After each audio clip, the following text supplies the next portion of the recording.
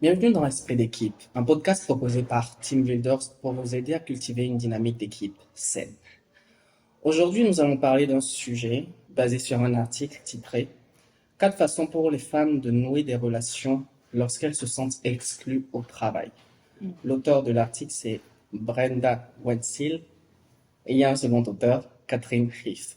Donc, deux femmes. Oui, absolument. Alors, je pense que c'est bien de souligner.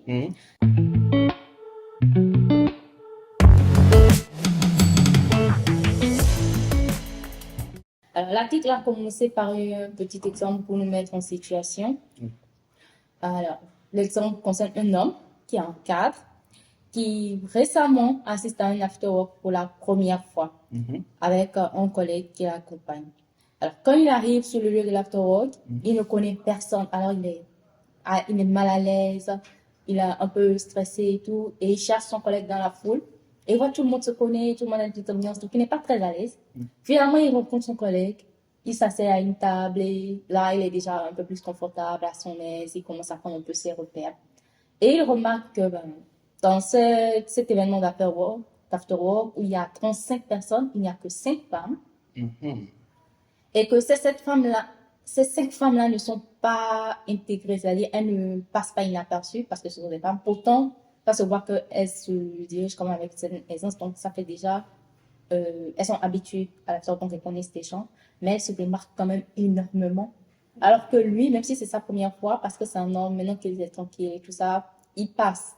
Il s'insère facilement dans le... Voilà. Donc, après cet exemple-là, nos auteurs lui ont répondu bienvenue dans notre monde.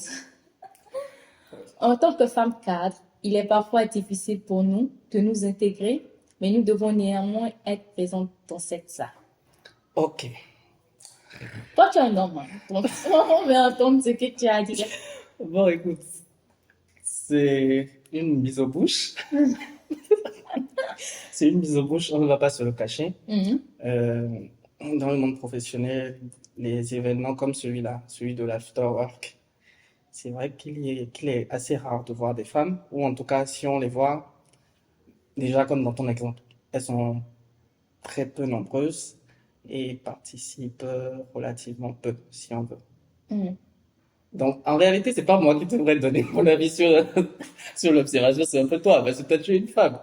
On avance un petit peu. On avance un peu pour avoir des... Voilà, on va pas se rester planté là. On va avancer un peu d'abord. Et on aborde tout de suite. On commence d'abord par une explication un peu de la situation des femmes. Alors, il existe généralement deux façons de faire les choses de manière professionnelle. L'une explicite, établie et formalisée, le mode spécifique à notre travail que nous utilisons pour accomplir notre travail au quotidien. Et l'autre méthode est informelle, très nuancée et basée sur les relations.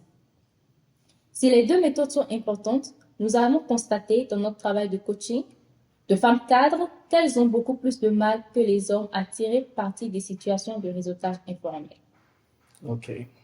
Alors, je vais faire une petite pause pour qu'on explique un peu plus en détail les deux façons de faire. Celle qui est explicite repose en général plus sur les descriptions de postes, les tâches à faire, ce qui est attendu de toi. Dans ton poste professionnel, en fait. Oui, voilà, ton expertise, qui te rapporte, qui se rapporte à toi dans la hiérarchie, etc. Et la partie informelle, c'est les relations qu'on noue avec nos collègues ou avec d'autres acteurs de notre milieu professionnel en dehors du cadre de l'exercice direct de nos fonctions. Ok. Par exemple, les sorties, les after-work, parfois les rencontres avec les clients, ce genre de choses. Les événements qui ne sont pas forcément... Oui, les fêtes de fin d'année, souvent que les entreprises organisent, ces moments-là où on est plus dans un milieu informel, même si ça reste quand même un cadre professionnel. Donc, je vais continuer avant que tu ne puisses parler. Oui, vas-y. Alors, la deuxième partie de la suite, en fait, puisqu'on a fini tout à l'heure en disant que les deux méthodes sont importantes. Mais les femmes, quand même, arrivent facilement à faire la première méthode, qui est la méthode formelle, formalisée, qui est très claire. Et le réseautage informel, elles brillent par leur absence. dans ce cas-là. Donc, une partie du problème est systémique. Lorsque les hommes sortent ensemble après le travail, les femmes ne sont souvent pas invitées. 81% des femmes disent ressentir ce type d'exclusion sociale dans les situations de travail. L'autre problème est que les femmes elles-mêmes ne peuvent ou ne veulent pas socialiser après le travail ou pendant les heures de travail. Mais quelle que soit la raison, l'effet est le même. Moins de relations entre les femmes limite leur accès au parrainage et diminue leurs chances d'avancement professionnel. Alors ça, c'est une petite description de la situation. Donc, on va en discuter d'abord avant de parler des moyens de changer les choses. Ok. Tout de suite, ce qui me saute à l'œil, c'est le chiffre énoncé. 81% des femmes disent disent ressentir le type d'exclusion sociale qui est mentionné dans l'article. Oui. C'est-à-dire qu'elles ne sont pas véritablement incluses dans le réseautage informel. C'est-à-dire qu'elles ne sont pas invitées. Elles ne se sentent pas invitées, elles ne se sentent pas incluses dans ces moments de réseautage informel-là. Et ce que je trouve intéressant, c'est que l'article mentionne quelques raisons pour lesquelles elles ne se sentent pas incluses. Ou en tout cas, quelques raisons pour lesquelles elles ne sont même pas incluses, en fait. Oui, parce que ça commence déjà par le fait, le premier problème était le fait qu'elles ne sont pas invitées. Oui. Donc, quand les collègues organisent quelque chose après le travail, ils ne les invitent pas à ces choses-là très souvent. Première raison. Oui. Deuxième raison. Elles ne veulent pas intéressées par la chose. Ou en tout cas, pas forcément intéressées, mais en fait, compte tenu de leur qui ne font pas simplement pour une raison ou pour une autre, elles ne font pas socialiser en dehors des heures de travail. Ok. Moi, j'ai une question. Oui, je te connais. Est-ce que tu t'y reconnais? Mettons tout de suite le pied dans le plat. Moyennement, je m'y reconnais moyennement. La partie où on n'est pas invité à certaines choses, oui, bien sûr. Il y a des choses que mes collègues faisaient, mais je ne me suis jamais sentie exclue. Moi, particulièrement, ça c'est mon expérience. Peut-être parce que j'avais tout de suite un poste à responsabilité. Donc, moi, je ne voyais pas qu'on m'excluait parce que j'étais femme. Je voyais plutôt parce qu'ils ne voulaient pas aller, je ne sais pas, au bar avec le manager, quoi.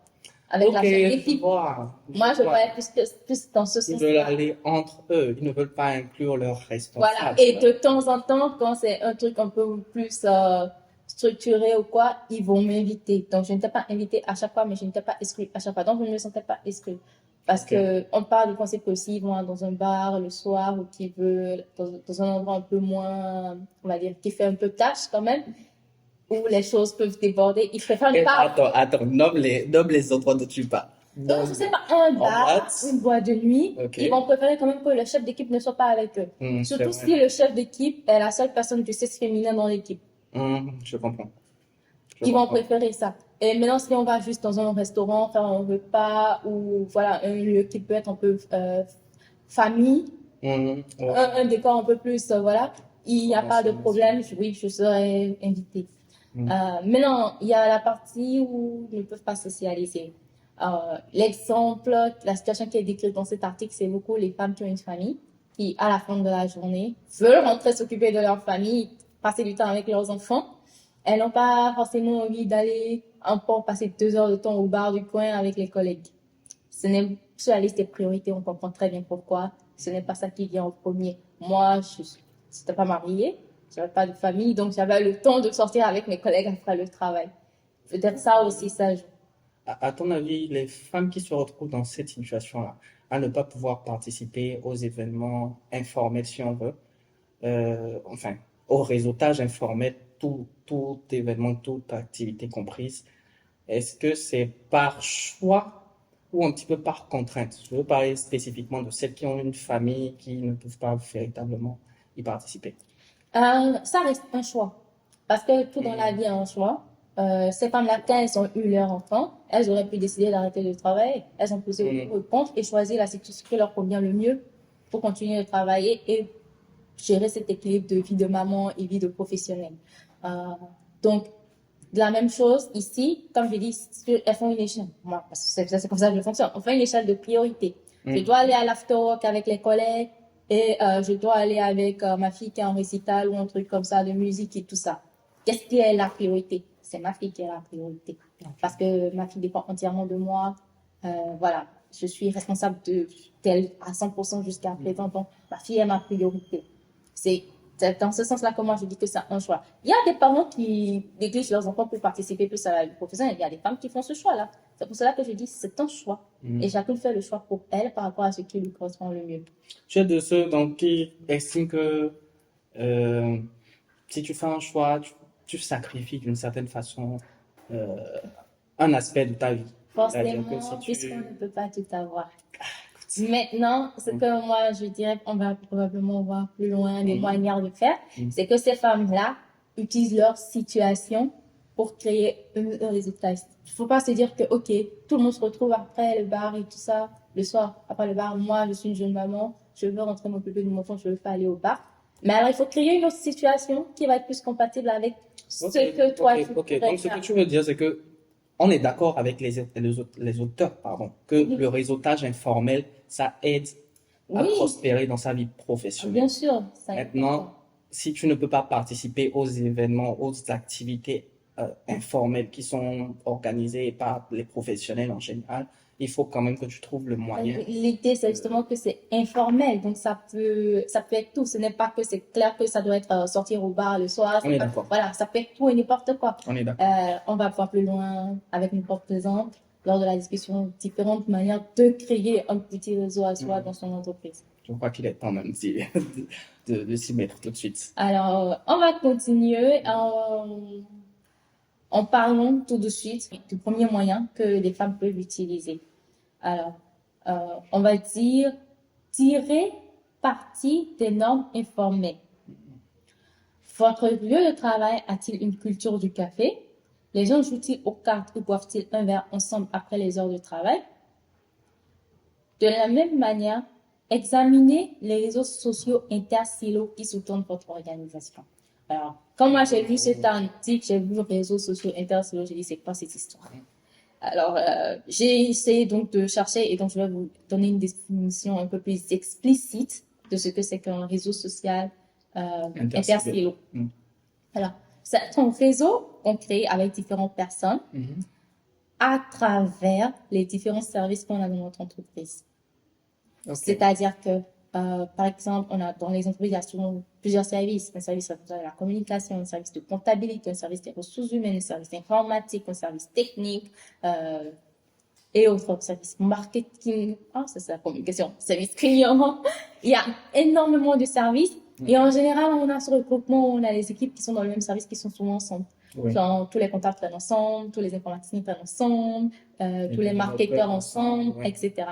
Eh bien, le fait de créer un réseau intersilo, c'est de créer un réseau qui va à travers tout ça, où il y a des gens qui sont de différents services et ensemble vous créez un groupe reconnaissable et identifiable qui a vos propres habitudes et vous créez votre propre réseau. Un exemple, peut-être une entreprise, il y a certaines personnes qui sont fans de jeux vidéo. Ils veulent créer un petit club de jeux vidéo. On va pas se dire, oui, c'est juste les gars de l'informatique qui vont être à 2-3 là dans leur club de jeux vidéo. Non, il y en a 2 qui viennent du service informatique, 1 qui vient du service de communication, 3 qui viennent des ressources humaines. Et ils sont un petit club comme ça, ils passent du temps ensemble. Souvent, quand on est dans les espaces communs, la cafétéria ou un peu avant les réunions, quand on se retrouve en salle de réunion, un peu avant le début de la réunion, un peu avant la fin de la réunion, ils sont souvent assis ensemble en train de discuter entre eux. Ils font des plans ensemble. Donc, ils ont un petit réseau comme ça, mais qui est à travers tous les services de l'entreprise. Ça, c'est un réseau social intersilo. Ok.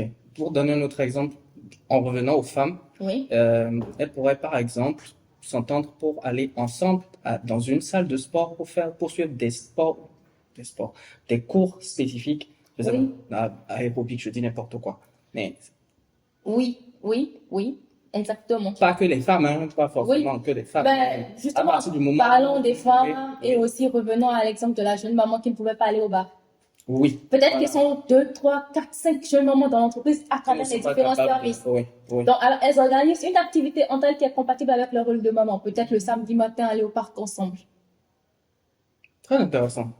Oui, oui. Aller marcher ensemble avec les enfants ou bien amener les enfants à un truc de jeu pour enfants ensemble le samedi matin. Ok, donc Et là, elles ont un moment pour discuter entre elles pendant que les enfants jouent. Elles ont un moment de faire un petit récitage informel. ça donne en fait une alternative pour les personnes qui ne peuvent vraiment pas participer, qu'elles soient en mesure quand même de se créer des occasions en fait. Oui, il Parce faut que tirer volontaire. le fait que c'est informel, ça, il faut tirer parti des normes informelles parce que c'est informel, Mhm. c'est assez flexible pour ce qu'on peut en faire. Ok, très bien. Donc première solution validée. Oui. Deuxième Alors, solution. le deuxième moyen, c'est de donner plus de sens au temps inutile. Qu'est-ce que ça veut dire ça? Les contraintes de temps légitimes sont la raison la plus courante évoquée par les femmes pour ne pas dîner avec leurs collègues ou pour éviter les événements professionnels facultatifs. Non, parce que c'est Je suis d'accord, voilà. je comprends tout à fait. C'est Bon, peut-être que pourquoi- les gens qui me regardent ne vont pas comprendre pourquoi tu fais ça. Ok, dans l'article, c'est bien mis en guillemets facultatif. Et je pense que c'est pour exprimer que certes, ce n'est pas une obligation professionnelle d'aller au dîner avec les Mais amis. ça t'aide énormément dans ta Mais vie ça professionnelle. fait un grand changement. Oui, c'est un boost Voilà. phénoménal. C'est pourquoi il est essentiel de maximiser le temps dont nous disposons. L'objectif est de rendre le temps superflu plus significatif en l'utilisant pour créer des liens. Le flux d'informations informelles est puissant. Alors, Est-ce qu'on peut avoir un exemple pour vraiment illustrer ça? Parce que, bon, ça peut paraître clair comme ça, mais pour moi, ça reste encore abstrait. alors, Qu'est-ce que tu appelles moment il y a quelques petites sens astuces inutile? mentionnées ici et moi, je veux donner une ou deux astuces et déjà aussi expliquer comment ça impacte le reste. D'abord, on a le fait d'arriver un peu plus tôt au travail. Oui. Par exemple, la journée commence à 8h, toi tu viens peut-être à 8h moins 15. Il y a certains qui sont aussi là à 8h moins 15. Vous avez le temps tranquillement de discuter un peu, Ok, c'est ça parler. qui est le temps inutile. Oui, c'est un peu le superflu. Oui, oui. Ou bien pendant la pause, bon, en général, on a parfois dans certaines entreprises, on a vraiment le temps qu'il faut juste pour manger et revenir. Et parfois, on a un peu plus de temps. Dans les entreprises où il y a un peu plus de temps, voilà, le temps où tu reviens de la pause, peut-être 15 minutes plus tôt.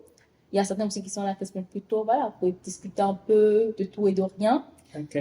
Si en sortant du travail, il y a peut-être deux, trois personnes avec qui vous allez dans la même direction, peut-être vous prenez les transports en commun, vous allez dans la même direction, bah, vous le faites en groupe.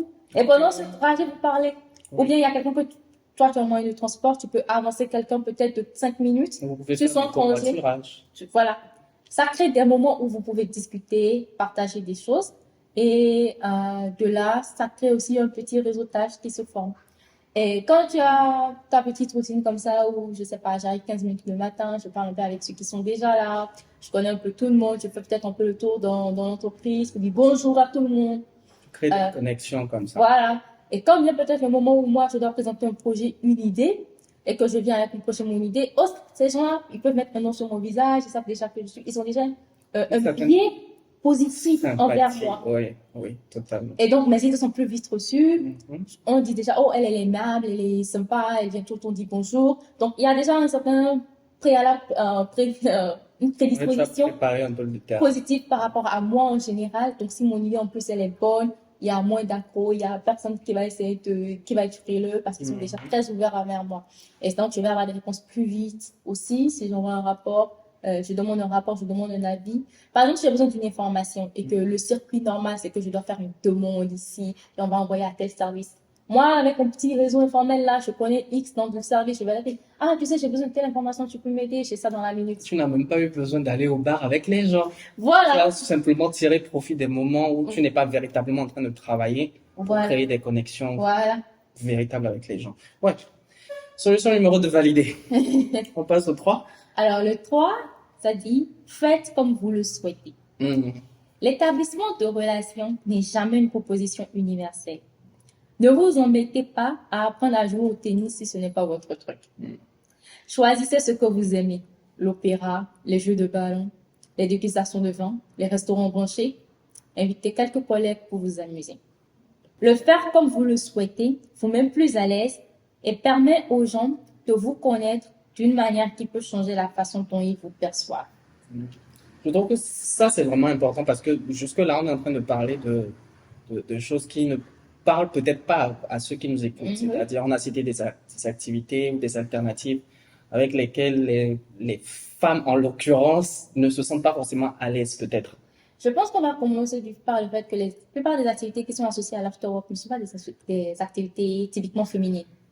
Oui, aller au bar, oui. regarder On le peut foot considérer ça comme ensemble, ça, jouer oui. c'est pas des choses qui sont des activités Mm. typiquement féminines. Donc, ça peut vraiment ne pas entrer dans les centres d'intérêt des femmes, Oui, en général. Donc, sur ce point-là, on précise vraiment de se concentrer sur ce qui nous plaît, de ne oui, pas se forcer, oui. ne pas essayer de C'est pour ça que je entrer vais dans le moule. revenir à l'exemple de la jeune maman où elle, voilà, ce qu'on lui conseillerait, c'est prépare deux, trois autres jeunes mamans et décider le samedi, propose le samedi qu'on se rencontre au parc à l'heure de jeu avec Mhm. les enfants, Oui, ensemble, ça peut être une activité qui leur plaira. à elle en Oui. particulier. Voilà, quelqu'un d'autre peut-être qui aime autre chose, peut-être qui aime aller regarder des spectacles et tout ça. Essaie de repérer deux, trois personnes aussi qui aiment aller regarder des spectacles et Mm. propose-leur, oh, il y a tel spectacle qui se passe cette semaine, est-ce que tu aimerais venir avec moi? Et voilà. Ok. Je voudrais mettre l'accent sur une chose. Tout à l'heure, le gros mot que tu as dit dans la première solution proposée, Oui. les réseaux sociaux Intersilo. intersilos. Je voudrais préciser qu'il est important, même si on ne fait pas forcément partie au départ d'un réseau social intersilo dans l'entreprise, il est quand même important d'être conscient Oui. des réseaux qui sont dans l'entreprise. C'est-à-dire, vous savez qu'il y a, par exemple, comme si je reviens à ton exemple là, vous savez qu'il y a un groupe de fans de jeux vidéo. Vous savez qu'il existe et vous savez qui en fait partie. Ça vous permet quand même d'avoir une idée des dynamiques Oui. dans l'entreprise et de mieux vous positionner, je sais pas, dans les moments où vous avez besoin d'aide, où vous avez besoin de l'accompagnement de quelqu'un. En tout cas, vous avez beaucoup plus d'informations. L'information, c'est le pouvoir. Vous avez beaucoup plus d'informations pour agir et vous comporter dans l'entreprise. Être conscient des réseaux sociaux intersilos, c'est extrêmement important, même si on n'en fait pas immédiatement partie au départ. Un exemple encore tout simple pour revenir à notre collègue qui veut faire une proposition, c'est que dans son service à elle, elle a quelqu'un, mais elle n'est pas dans un réseau elle n'est pas dans un réseau informel de ce style-là. Les gens qu'elle a, elle n'a personne dans le service pour elle a besoin de l'information. Mais il y a quelqu'un dans son service qui est dans un réseau avec quelqu'un qui est dans le service. Voilà. Donc elle appelle son collègue pour dire, Simplement. Jean, tu sais, j'ai besoin de telle information, je sais que tu parles souvent avec Paul, est-ce que tu peux lui demander de me le faire passer? Simplement. Ça aide aussi parce que elle sait. Si elle ne savait pas, bon, elle aurait peut-être perdu toute la journée à essayer d'avoir l'information. Ce qui renforce la pertinence de la solution numéro 1. On revient à la solution numéro 3. En fait, on en a fini avec la solution numéro 3, je pense. Oui, on va aller à la dernière solution, Oui. qui est une solution, on va dire, pleine de bon sens et évidente, mais on va le faire Un quand peu même. évidente à mon avis, mais allons-y. Voilà, regardez vers l'avant. Ce ne sont pas seulement les adolescents qui ne peuvent pas détacher les yeux de leur smartphone. On vous voit. Les écrans nous privent tous de précieuses interactions en face à face. Et c'est facile. Arrêtez de vous cacher derrière votre téléphone. Regardez les gens dans les yeux et parlez-leur. Que ce soit avant le début de la réunion, sur le chemin du déjeuner, dans les escaliers ou dans l'ascenseur. Le simple fait d'être pleinement présente vous aidera à nouer de nombreuses autres relations cruciales. Bon, moi, quand on discutait un petit peu avant de commencer à enregistrer l'épisode, moi, je disais, pour moi, ça s'entend. Ça s'entend parce que si tu appliques ne serait-ce que l'une des solutions que nous avons proposées ici, dans cet épisode, tu sais que tu dois être présente dans le moment présent. Ce n'est pas évident, c'est évident, bien sûr, mais ce n'est pas évident. Oui, en pratique, les choses sont différentes. Il y a des petits, je sais bien qu'ils laissent au lit, parce que là, maintenant, moi, je vais revenir et dire ça. Pendant la pause déjeuner, moi, j'ai dit, reviens 15 minutes plus tôt, parle avec les gens. C'est pas reviens 15 minutes plus tôt, prends ton téléphone et commence à scroller sur TikTok. C'est une grande différence, hein. Je lui dis, reviens 15 minutes plus tôt. Reviens 15 minutes plus tôt pour parler avec tes collègues. Pas reviens 15 minutes plus tôt pour checker tes messages, checker tes mails. Et s'il y a un message qui va passer à un collègue, au lieu de prendre le téléphone, d'envoyer un SMS ou d'envoyer un mail et tout ça, lève-toi, va vers son bureau et parle. Tu profites pour faire un petit peu de socialisation, tout ça. Voilà. Ok. Alors, ça reste pertinent. Je pense que... Est-ce que tu as quelque chose à ajouter? C'était pas trop ton sujet de compète. Je vais te dire la vérité, j'avais beaucoup de choses à dire. Oui? Beaucoup de choses à dire. Mais c'est un sujet un petit peu frileux. On va être honnête. Bon? On va être honnête. Oui, quand même. Parce que on considère, en tout cas beaucoup de personnes considèrent que si les femmes ne sont pas véritablement impliquées dans le réseautage informel, c'est essentiellement parce qu'elles sont lésées, c'est essentiellement parce qu'elles sont mises de côté par les hommes. D'accord. Ce que moi je dirais, c'est que en réalité, pour moi, en tout cas de mon point de vue, c'est un petit peu la société qui déplace dans ce contexte-là, dans cette situation, parce que surtout dans notre contexte ici où généralement les gens considèrent que c'est à la femme que revient, par exemple, si on revient à l'exemple de la femme qui a sa famille, sa petite famille dont elle doit s'occuper, les gens considèrent que dans le ménage, c'est à la femme que revient la plus grosse part du ménage en fait, de l'entretien du ménage. Donc dans un couple où la femme et l'homme travaillent, on va considérer que la femme devrait se débrouiller pour rentrer plus tôt, pour s'occuper de la maison plutôt que l'homme. Et si l'homme ne fait pas l'effort de faire ça, on le lui pardonne. Mais si la femme ne le fait pas, c'est mal vu.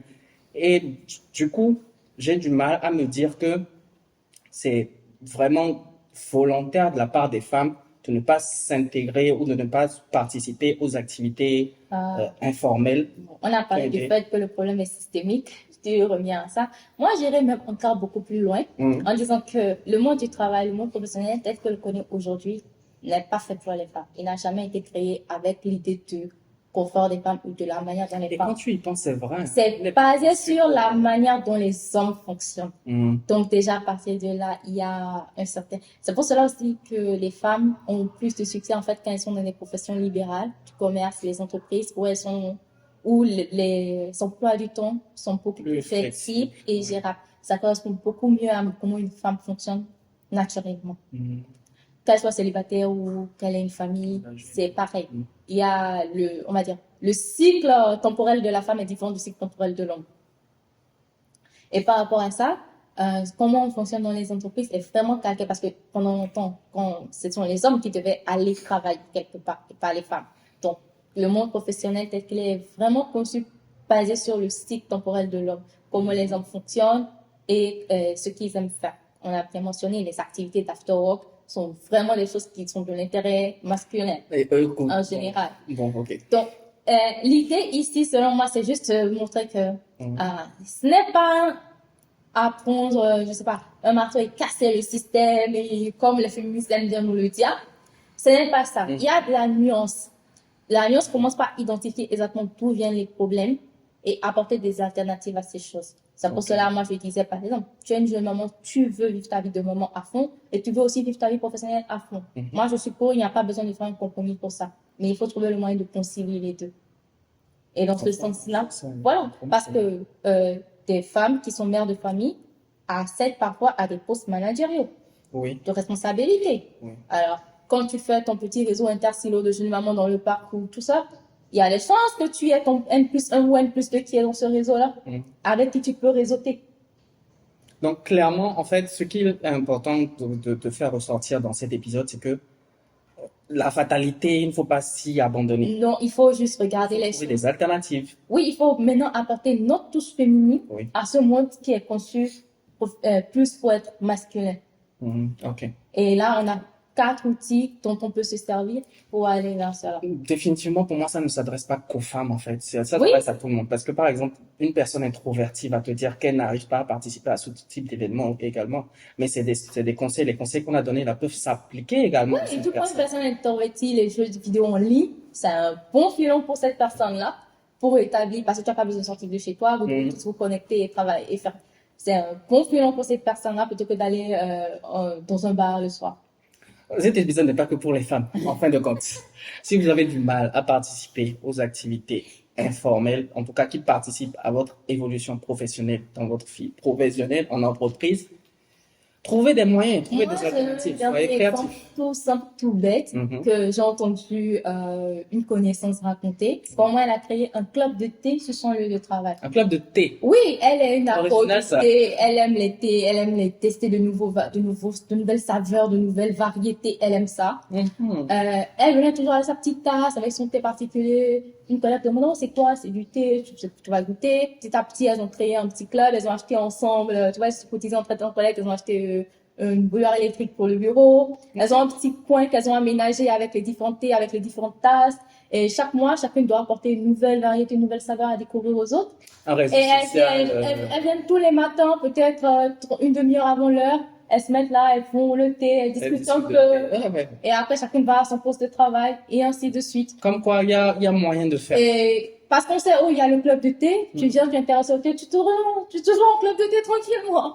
Et petit à petit, le club de thé a grandi et c'est devenu un truc.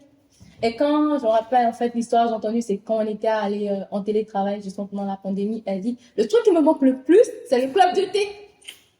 Sur tout le reste des choses, j'arrive à faire à distance, j'arrive à faire mon travail parfaitement à distance. Mais ce qui me manque, c'est le club de thé, parce que c'est le moment où je peux parler avec tout le monde de tous les services, justement. Parce que c'était pas limité aux gens de son service. Ça a peut-être commencé là, mais ça s'est étendu. Ça s'est étendu. C'est le moment où je peux m'entendre la comptabilité, raconter des anecdotes qui se passent là-bas, avoir des petits clients, des petites infos qui peuvent m'aider moi dans ce que j'ai à faire, ainsi de suite. Mais non, tu es par Zoom, tu fais la réunion avec ton équipe et puis c'est tout. Il y avait plus de ça. Donc, c'est une petite astuce aussi pour tout le monde aussi, tu vois. Le réseau social. Intersilo. Moi, C'est un game changer. Ouais. Définitivement. Je pense alors, je pense qu'on va me laisser avec la question de fin sur ce sujet. Est-ce qu'on a fini? Quel réseau social intersilo pensez-vous pouvoir créer dans votre entreprise? Où en avez-vous créé un? Est-ce que Ah oui, racontez-nous nos expériences et partagez pour inspirer tout le monde aussi. Oui. On ne sait jamais, peut-être que ça va nous aider. Nous ou les autres personnes qui liront les commentaires. Voilà. Ne soyez pas avoir d'informations. Bien sûr. Merci beaucoup de nous avoir suivis. Ce fut un plaisir. Alors, on se retrouve dans les commentaires pour discuter de ce que vous avez pensé de cet épisode, de vos réseaux, de vos réseaux sociaux intersilo. Likez si vous avez déjà créé un réseau social intersilo. Et si vous n'en avez pas créé, likez aussi. Merci. Likez. Bien sûr. Et on va se retrouver très très bientôt pour un prochain épisode tout aussi intéressant, on espère. Partagez surtout. Oui. Faites connaître autour de vous. Si vous avez une information que vous pensez pourrait être utile à quelqu'un de votre entourage, partagez avec cette personne et avec tous les autres aussi. Et en attendant, gardez votre esprit d'équipe. Au revoir.